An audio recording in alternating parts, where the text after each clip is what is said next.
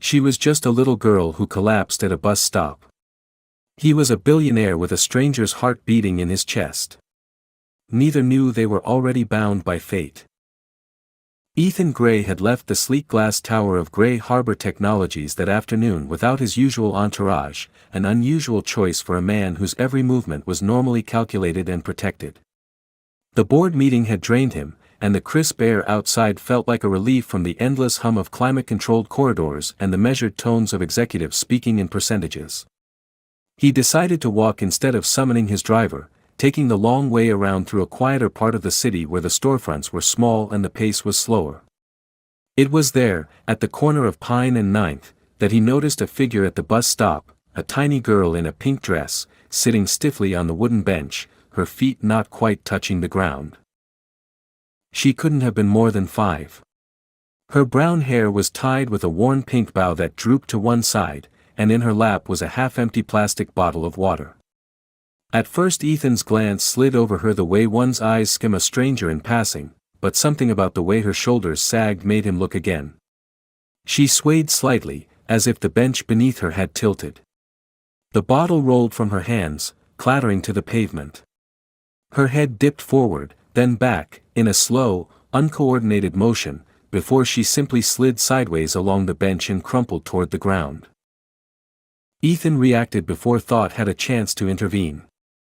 In 3 long strides he was beside her, catching her just before her temple could strike the metal armrest. She was frighteningly light in his arms, the fragile weight of a bird, and when he brushed the hair from her forehead he felt an unnatural heat radiating from her skin. Her eyelids fluttered, but her eyes remained closed, lashes resting like faint shadows against her cheeks. He searched for some sign of an adult nearby, a parent, a babysitter, anyone, but the only movement came from a couple of strangers glancing over and then hurrying on, unwilling to involve themselves. "Hey," he said softly, leaning closer, the low timbre of his voice meant to coax her back to consciousness. "Come on, little one. Stay with me." There was no response beyond the faint, uneven rhythm of her breathing. A scrape on her knee caught his eye, not fresh, but recent enough to leave a red mark beneath the scab. It looked like she had been walking for some time. Her fingers were small and pale, the nails rimmed with dust. And then he noticed her eyes, half opening for a brief moment. They were startlingly blue, a shade so clear and bright that it was almost unnatural against the tired, flushed face. Something about that color tugged at a place deep inside him, somewhere he rarely let himself go, where half-forgotten images and sensations lived. A yellow cab slowed to the curb, its driver leaning across the passenger seat. "You need help," the man called through the open window, the sharp scent of diesel drifting out with his voice. "Yes," Ethan said, his tone clipped and certain. "Nearest children's hospital. Now." The driver got out to open the rear door, and Ethan settled the girl gently on the seat, keeping her head against his shoulder so it wouldn't loll with the movement.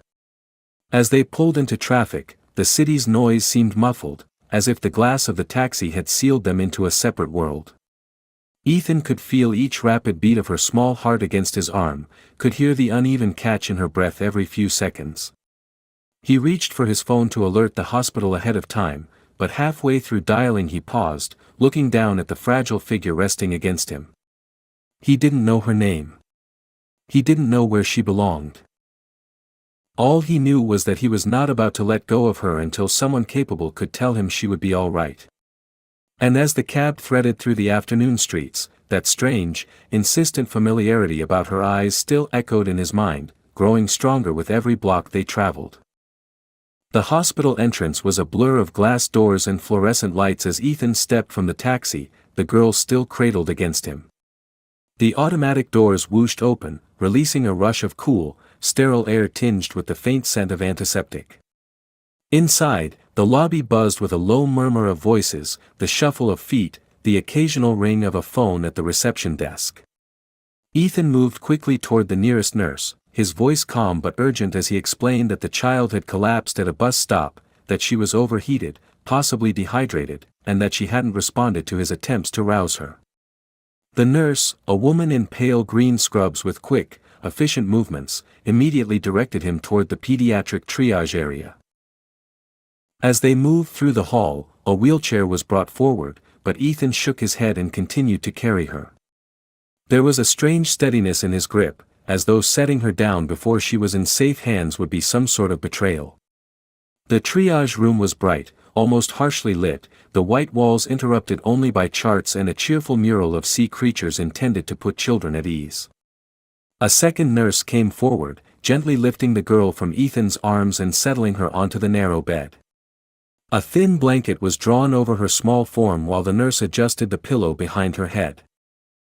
"What's her name?" one of them asked without looking up from attaching the pulse oximeter to her finger. "I don't know," Ethan admitted, his voice quieter now. "I found her alone." A third figure entered the room, a man in a white coat with kind but assessing eyes. "I'm Dr. Reeves. Can you tell me exactly what happened?" Ethan recounted the events at the bus stop in as much detail as he could, how she had been sitting alone, how she dropped the bottle, how she had simply collapsed. He described the heat of her skin, the scrape on her knee, the strange lethargy that seemed deeper than a simple faint. Reeves nodded as he listened, his hands moving with practiced precision as he checked her breathing, examined her pupils, and asked the nurse to start in 4. "She's running a high fever," the doctor said, glancing at the monitor. "Pulse is elevated. Blood pressure's low. We'll run some tests, but I can tell you this is more than heat exhaustion." "What do you mean?" Ethan asked, a hint of tension creeping into his voice. Reeves hesitated for a moment before answering, as if measuring what should be said in front of someone who wasn't a legal guardian. "She's underweight for her age. There are signs of prolonged dehydration and poor nutrition. And some of these bruises, they're not all from a fall. They're older." His expression tightened briefly. "Do you have any idea who her parents are?" "No," Ethan repeated, and this time the word came out heavier, more final, because it was the truth and yet felt like a failing. The nurse returned with a small plastic bracelet, already labeled. "We'll call her Lily for now," she said. "It's what's on her paperwork." Ethan's gaze followed the movement of the nurse's hands as she placed the bracelet around the girl's wrist. Lily. The name felt soft, out of place in the clinical brightness of the room, like a scrap of fabric torn from a warmer life. While the 4 bag began to drip and the machines recorded their steady rhythms, a social worker appeared in the doorway. She was holding a clipboard and offered Ethan a polite but guarded smile. "I'll need to speak with you in a few minutes," she said. "We'll have to start tracing her guardians, and there are forms for you to fill out since you brought her in." "I'll sign whatever you need," Ethan replied without hesitation, though his attention had already returned to Lily. She shifted slightly under the blanket, a small frown creasing her brow as though even in sleep she sensed the intrusion of so many unfamiliar voices. He wanted to tell her it would be all right, but it felt presumptuous, almost dishonest, when he couldn't guarantee it. A technician wheeled in a portable monitor and began hooking her up for a series of tests. The screen bloomed with jagged green lines and numbers that meant little to Ethan except that they were irregular enough for the doctor to murmur instructions in a low voice to the nurse. Every movement seemed both routine and urgent, as if they were walking a line between stabilizing her and uncovering what had pushed her to this point. Ethan stood slightly apart, not wanting to interfere, yet every instinct told him to remain close enough to step forward if she needed someone to hold her hand. In the glass reflection of the monitor, he caught his own face, composed on the surface, but with a trace of something he hadn't worn in years, a genuine fear that this small stranger might slip away before anyone could understand why. When Dr. Reeves finally turned back to him, his expression had softened, but the seriousness remained. "We'll keep her here until we understand the full picture. If she wakes up, she may be able to tell us more, but right now she needs rest, fluids, and monitoring." Ethan nodded, though his eyes didn't leave her. "Then I'll wait." The doctor seemed to study him for a moment, as if trying to place why a man in an expensive light blue suit and polished shoes was standing so still in the pediatric ward with no connection to the patient. Whatever conclusion he came to, he didn't voice it, and left with a nod to the nurses. Alone now except for the quiet bustle of medical staff in the background, Ethan moved closer to the bed.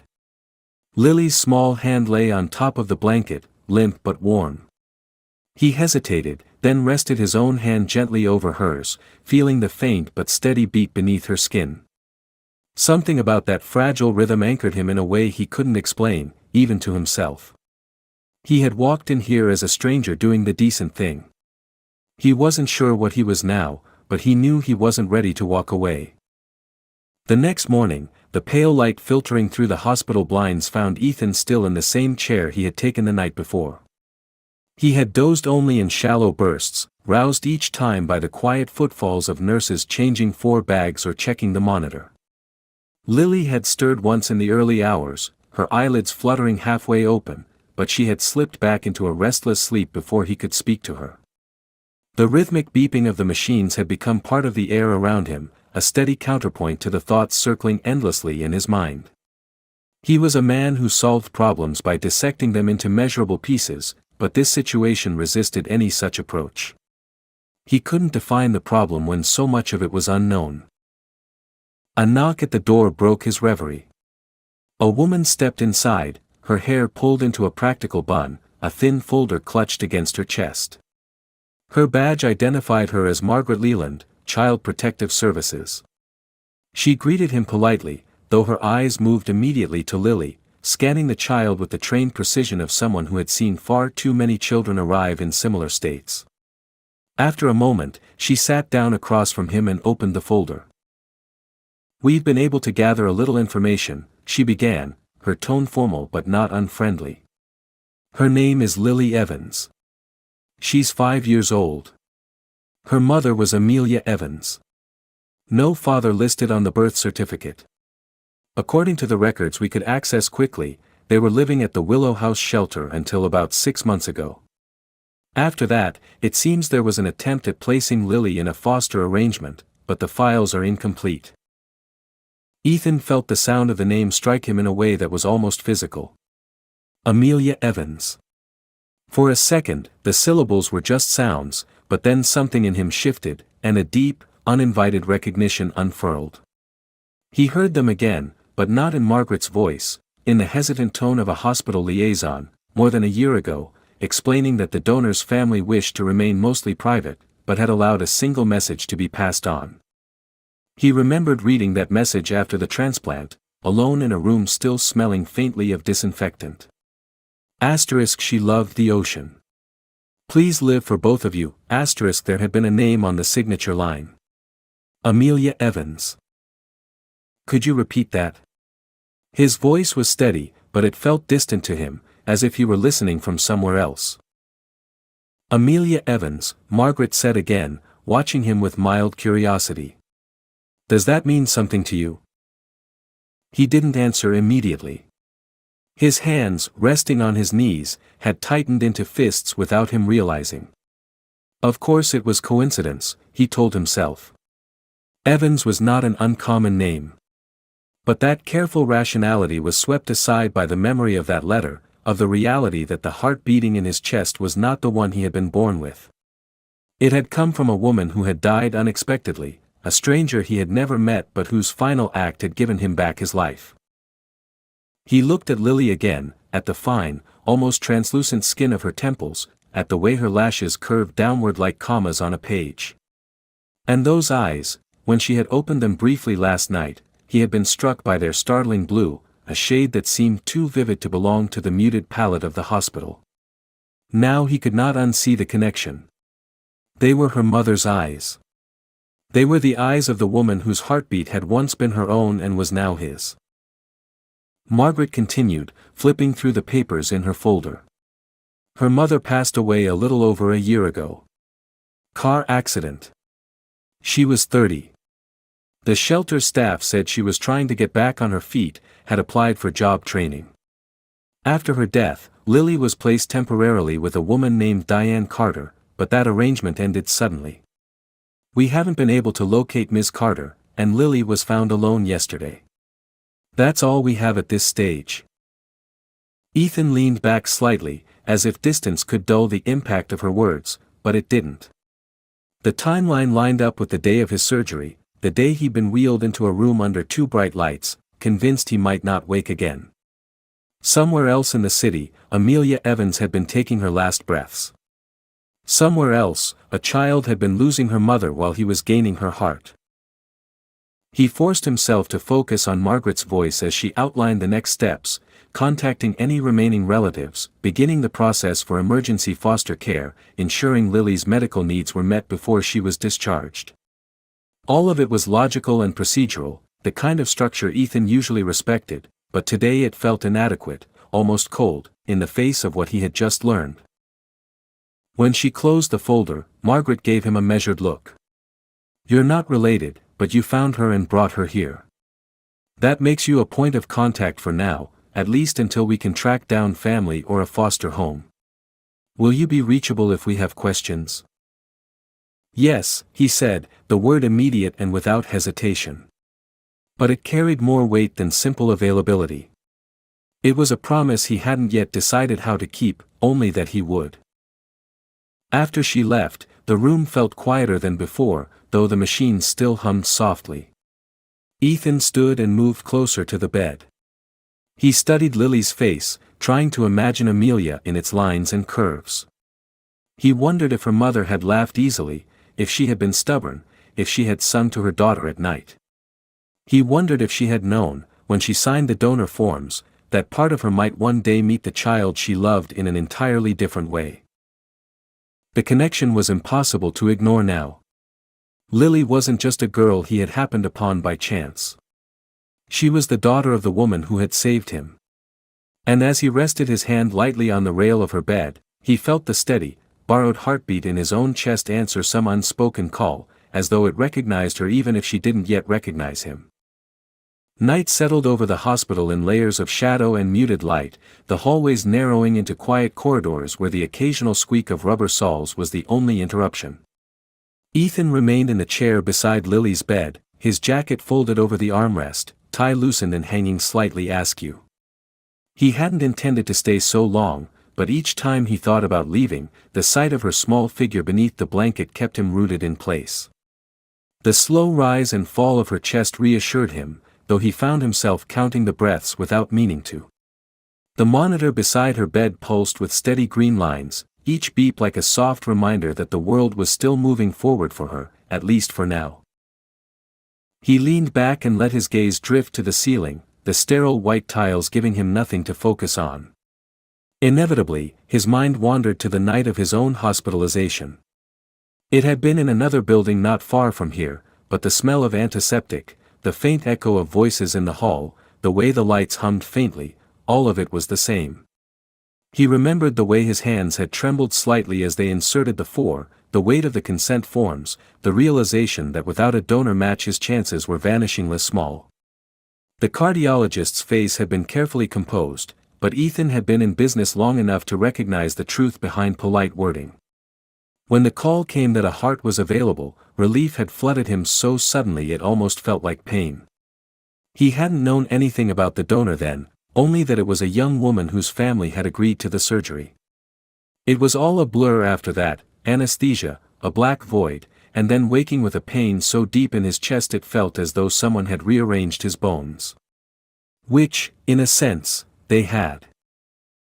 In the weeks that followed, he had told himself that survival was enough, that the second chance alone was the repayment. He had even made promises to himself, to live with more purpose, to step away from the endless cycle of meetings and profit margins, to use his time and resources for something more than acquisitions and quarterly growth. But as his body recovered, so too did his old habits. The demands of the company pulled him back into the boardroom, and his silent vows began to fade into the background noise of his life. Now, sitting beside this child, he felt the sharp stab of recognition that he had let that gift drift toward the edges of his consciousness. The rustle of fabric drew his attention back to Lily. Her eyes were half open, clouded with sleep, but she was looking at him. The blue of her irises was softer in the low light, though still so vivid it was almost startling. Her lips parted slightly before she spoke in a voice barely louder than a whisper. "Hi. "Hi," he answered, leaning forward so she didn't have to strain. "You're awake." She studied him for a moment, as though trying to place him in her mind. "You glow," she said, her tone matter of fact, as if she were simply describing the weather. A faint smile tugged at the corner of his mouth. "That's just the hospital lights." She shook her head once, slow and deliberate. "Not the lights. You."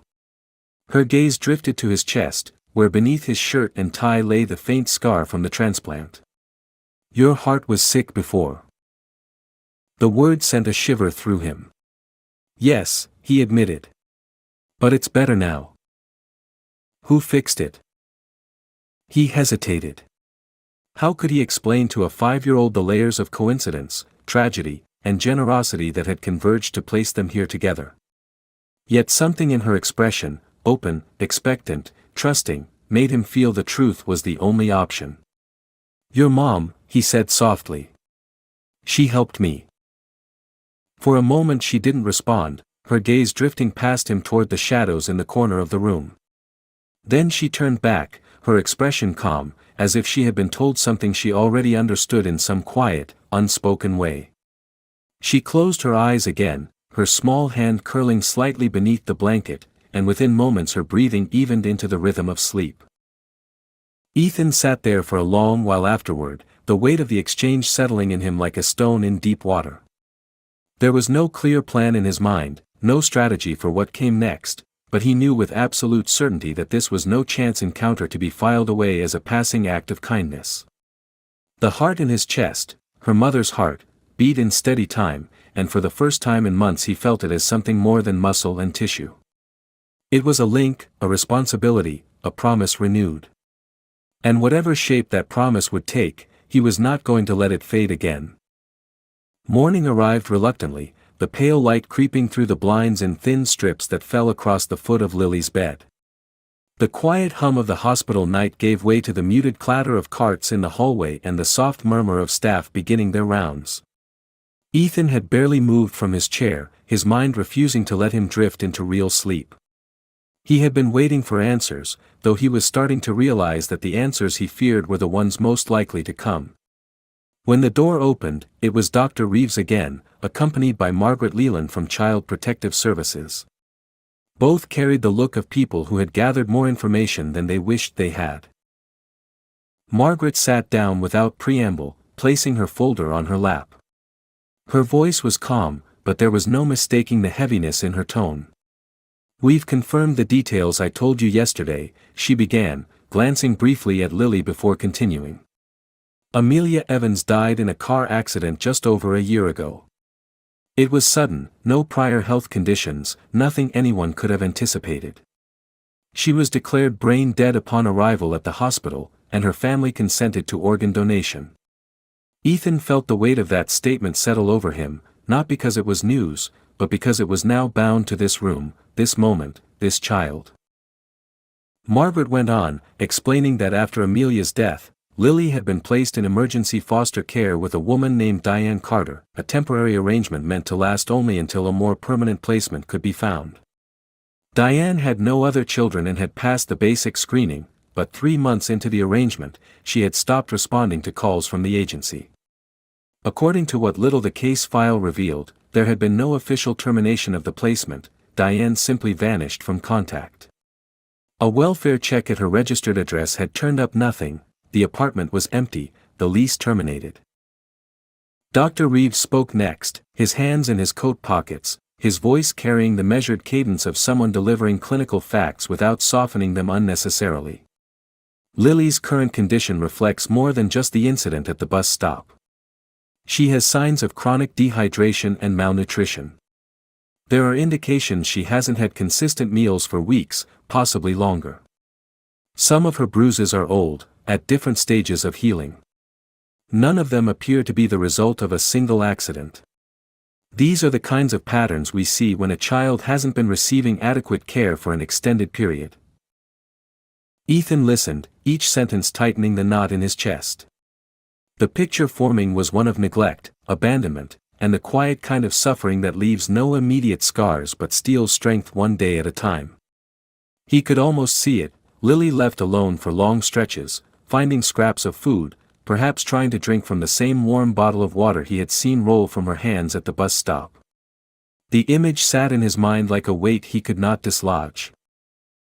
Margaret's voice cut back in. "We'll begin formal proceedings to locate her next of kin. If none can be found, we'll look at temporary foster arrangements. Given her medical state, she'll remain here for several days, but once she's stable, placement will be necessary. We can't release her without an approved guardian." She hesitated, and for a moment her professional detachment softened. "You've been here since you brought her in. You clearly care. But unless you have a legal connection to her, your role ends when she leaves this hospital." Ethan didn't answer right away. He stared at the blanket rising and falling with Lily's breathing, thinking of how little it would take for her to disappear into the system: one form, one case number, one line in an overburdened file. He thought of the letter from Amelia's family, their request that he live for both of them, the unspoken link that had already bound him to this child before he even knew her name. "What happens if you can't find anyone?" he finally asked. Margaret sighed, not unkindly. "Then she'll go into foster care. It's not always ideal, but we have dedicated families. We do our best to keep siblings together, though in this case there are none. She's young, so her chances of finding a placement are higher than older children. Still, the transition is hard, especially after." She trailed off, gesturing faintly toward the bed. Dr. Reeves excused himself to check on another patient, leaving Ethan alone with Margaret. She closed her folder, preparing to leave as well, but paused at the door. "If you truly want to help her, there are ways to stay involved. Donations to the shelter she came from, funding for programs." "That's not what I mean," Ethan interrupted, his voice quieter but more certain. "I'm not talking about funding programs. I'm talking about Lily." Margaret studied him for a moment, measuring the man in the tailored suit who had sat for hours in a pediatric ward with no legal claim to the child in the bed. "Then you'd have to go through the same process as anyone else: background checks, home evaluations, the full application. It's not simple, and it's not fast." Ethan's answer came without hesitation. "Then start it." She gave a small nod, not promising but acknowledging his intent, and left the room. The door closed with a soft click, leaving Ethan in the muted hum of the machines once again. He leaned forward, resting his forearms on his knees, his eyes fixed on the small figure beneath the hospital blanket. He thought of Amelia's last day, the moment his life had been returned to him, and realized that this was not an unrelated act of kindness or a chance encounter. It was the continuation of a promise he had let fade once and would not allow to fade again.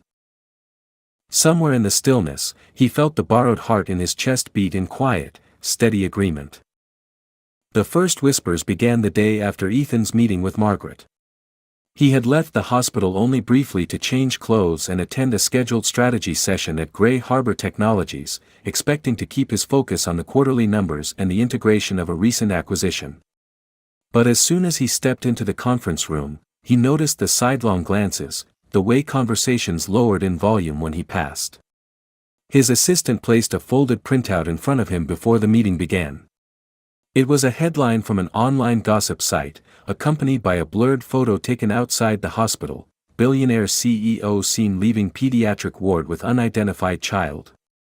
The accompanying text was speculative, suggesting everything from a secret daughter to a PR stunt. By the time the meeting ended, the story had been picked up by business blogs and was trending on social media, each repost distorting the facts a little further. Later that afternoon, he was summoned to a private session with the board's executive committee. The room was smaller than the main conference hall, the kind of space where difficult conversations were held behind closed doors. Several board members sat in a semicircle, their expressions varying between curiosity and concern.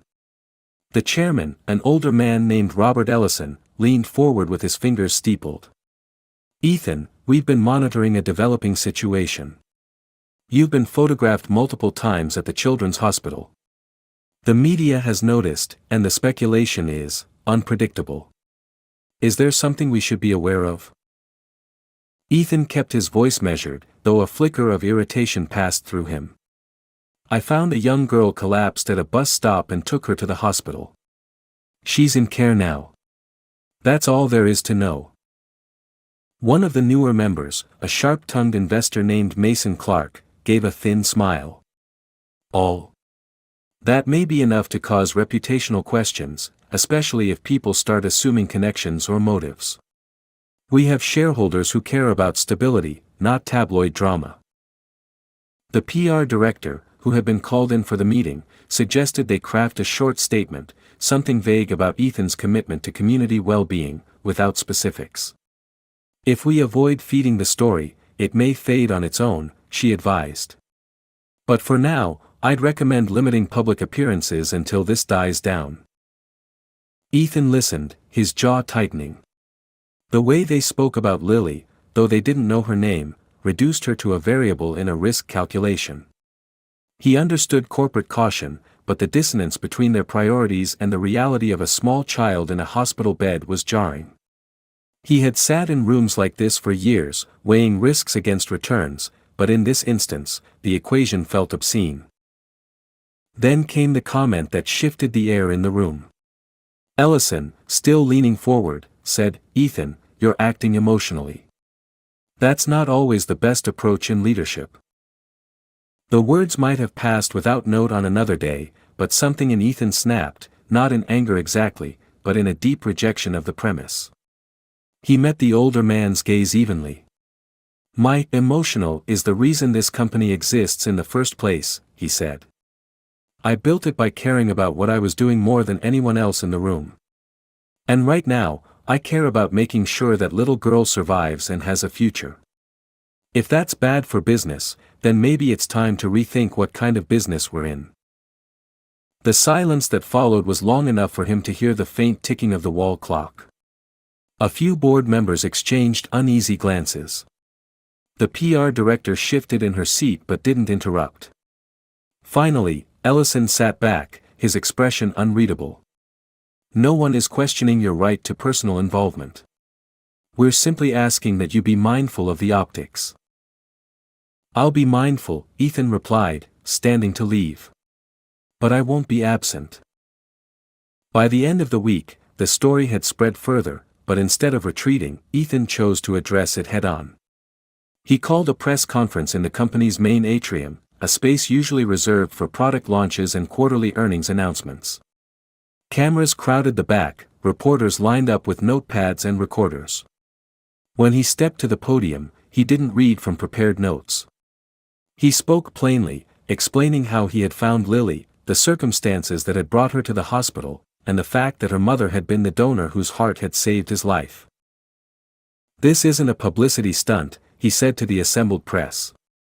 "It's not about optics or image management. It's about responsibility, the kind that doesn't end when the story leaves the headlines. Her mother gave me my life. I'm not going to stand by while her daughter's is left to chance." The statement rippled through the media almost instantly, reframing the narrative. The next morning's coverage was mixed, some praised his candor, others questioned his motives, but public interest had shifted from gossip to genuine curiosity. Within days, messages began arriving from other families with similar stories, and a quiet idea in the back of Ethan's mind solidified into a plan. He announced the formation of the Millionaire Hearts Foundation, dedicated to supporting children from unstable or dangerous home situations, with programs for nutrition, medical care, and legal advocacy. 2% of Gray Harbor Technologies' annual profits would be allocated to the foundation, supplemented by Ethan's personal contribution. It was a significant sum, large enough to make some shareholders wince, but the announcement was met with applause from employees who had grown weary of purely profit-driven headlines. Still, Ethan knew this wasn't about applause. The foundation was more than a gesture, it was a way to create structure where there had been none, to ensure that what had happened to Lily would not happen again to someone else if he could help it. And beneath all the formal announcements and carefully chosen words was a simpler truth he didn't voice publicly: this was his way of honoring Amelia's gift and protecting the only piece of her still left in the world. It took nearly 2 weeks before Margaret informed him that a temporary custody arrangement could be made, allowing Lily to leave the hospital with him under the supervision of Child Protective Services. The process had been a blur of paperwork, background checks expedited by his resources, and several unannounced home visits by caseworkers who seemed quietly surprised to find the top floor of a luxury high-rise stripped of the usual sterile opulence and instead filled with warm light, fresh flowers, and an unusual number of blankets. When the day came, Lily walked out of the hospital holding his hand, her other hand clutching the music box he had brought for her days earlier. She wore a soft sweater over her dress, her hair freshly washed by one of the nurses, the pink bow slightly askew but determinedly in place. His apartment was vast, perched high above the city, with glass walls that let in a sweep of skyline. Yet when they stepped inside, the space seemed almost too big for the two of them. The living room, with its clean lines and neutral tones, felt more like a magazine layout than a home. Lily wandered in cautiously, looking around as though she had entered a museum, careful not to touch anything until he told her she could. Her footsteps were small and deliberate on the hardwood floors, and she stopped in front of the floor-to-ceiling windows, staring at the distant traffic and the tiny figures moving far below. "It's high," she said after a moment, without turning around. "It is," Ethan agreed, standing beside her. "But it's safe. You can see everything from up here." She didn't answer, only pressed her nose closer to the glass, as if the city were a puzzle she was trying to solve. He realized then that his home, for all its elegance, offered little comfort to someone her age. The clean surfaces and muted palette were meant for efficiency, not warmth, and so he began changing it piece by piece in the days that followed. The first change was the kitchen. On their second morning, he took her to a small corner grocery, the kind of place he rarely visited, and let her pick out anything she wanted. She chose cinnamon sticks, a bag of flour, and a jar of strawberry jam, none of which he had in his cabinets. That evening, they baked cookies together. Flour dusted her hair, and she laughed when he pretended to sneeze clouds of sugar. The smell of cinnamon filled the apartment, curling into the corners and softening the edges of the sleek modern space. In the guest bedroom that was now hers, he replaced the monochrome bedding with a quilt patterned in bright coral and sea blue squares. A small bookshelf appeared against the wall, stocked with picture books and a handful of stuffed animals. On the nightstand sat the ocean-painted music box, its gentle melody filling the room each night before she fell asleep. She wounded herself, always 3 turns exactly, as though more might make the tune too loud.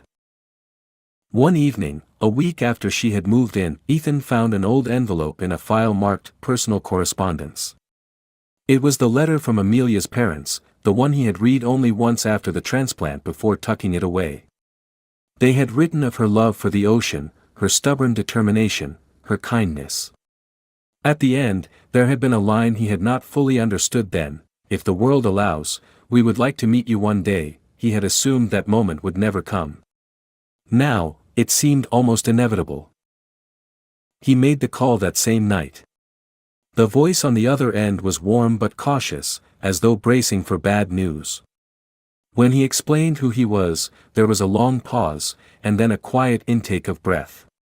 They agreed to meet in the park near the harbor the next afternoon. Lily was shy at first when they arrived, holding tightly to his hand. Joan and Mark Evans were waiting on a bench overlooking the water, their hands clasped together, their faces lined with the kind of grief that time dulls but never erases. They stood as Ethan approached, their eyes moving from him to the little girl beside him. For a moment, no one spoke. Then Joan knelt to Lily's level, her voice trembling slightly as she said, "You have your mother's eyes." Mark simply placed a hand on Ethan's shoulder and gave a single nod, the weight of gratitude in the gesture needing no words.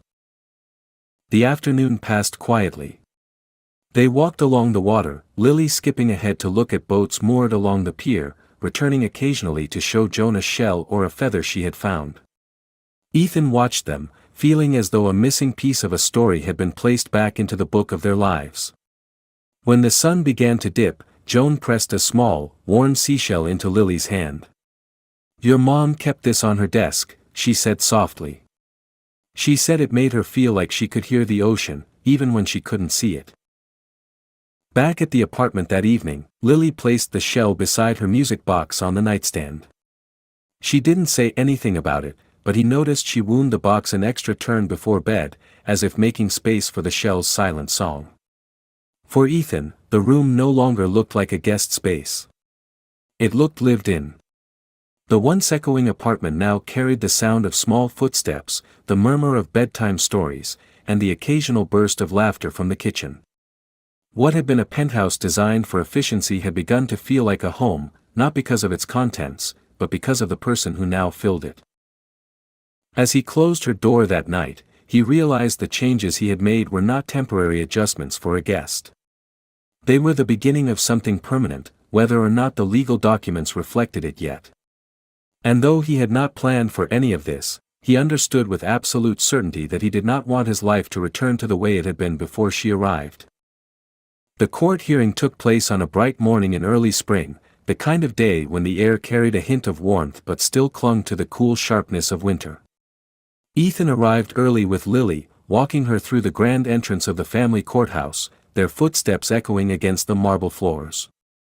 She wore a pale yellow dress that Joan had chosen for her, a ribbon tied neatly in her hair, and she clutched the small music box in both hands. The waiting area was filled with other families, some tense, some relieved, all caught in the strange limbo that legal proceedings seemed to create. Ethan kept his arm gently around her shoulders, sensing that she was taking in more than she let on, her gaze moving quietly from one face to another.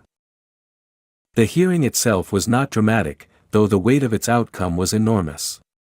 The judge, a woman with silver-streaked hair and a direct gaze, reviewed the reports from Child Protective Services, the evaluations of Ethan's home, and the statements from doctors and social workers.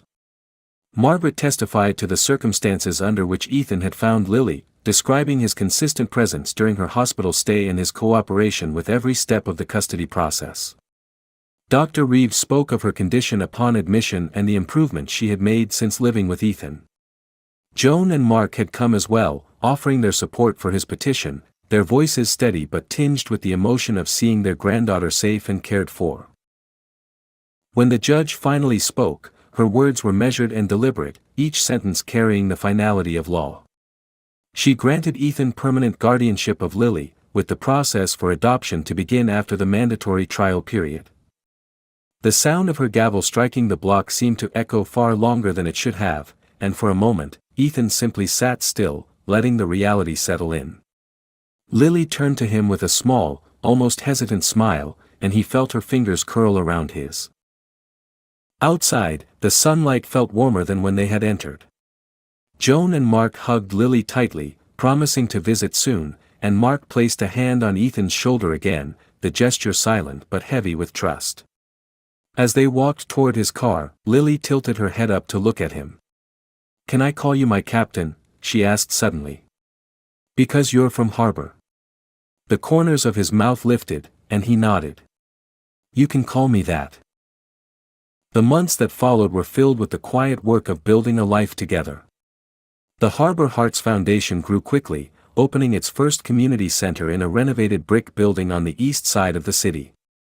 The center offered free breakfasts before school, a small library, counseling rooms, and a legal clinic for families in crisis. Ethan visited often, sometimes with Lily in tow, introducing her to staff and volunteers.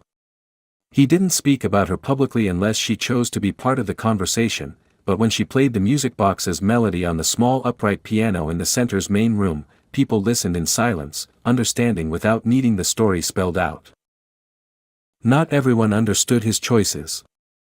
Some in the business press still called it a vanity project, a distraction from his corporate responsibilities.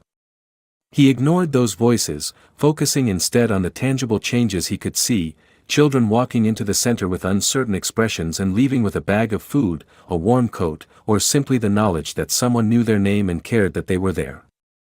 The work felt like a continuation of something begun long before he had consciously chosen it, as though Amelia's gift had carried with it a directive he had only now begun to fulfill. A year after the court's decision, they visited the beach that Amelia had loved. It was late afternoon, the horizon awash with the soft gold and rose tones of a setting sun. Joan tied a new pink bow in Lily's hair while Mark helped her launch a bright red kite into the wind. The string hummed in her hands as the kite climbed higher, its tail flicking in the breeze. Ethan stood a few steps back, watching, the music box in his hand. When he wound it and let the melody drift out over the sand, the sound mingled with the rhythmic crash of waves. Lily turned to him, the wind tugging at the hem of her dress. "Do you hear it?" she asked, her voice carrying just enough to reach him. "Mom's smiling." He nodded, feeling the truth of it in a way that went beyond words. The heart in his chest beat steadily, strong and certain, and for the first time in his life, he felt no distance between the life he was living and the life he was meant to live. What had begun as a chance encounter at a bus stop had become a binding thread, pulling together past and present into a whole that neither tragedy nor time could unravel. And as the sun sank lower, painting the water in streaks of gold, he knew this was not an ending at all, but the kind of beginning that lasts a lifetime. To me, the ending of this story isn't just about a billionaire adopting a little girl, it's about the way one act of love can ripple through time, binding people who might never have crossed paths otherwise. Amelia's decision to become a donor was made in a moment she'd never lived to see, yet it shaped every choice Ethan made afterward. What began as a random act of compassion at a bus stop turned into a promise kept across years, loss, and second chances. It's a reminder that fate isn't always a sudden twist, sometimes it's a long, invisible thread, quietly pulling two lives toward the same shore until they finally meet. And when they do, the ending isn't about closing a chapter, but about finally starting the right one.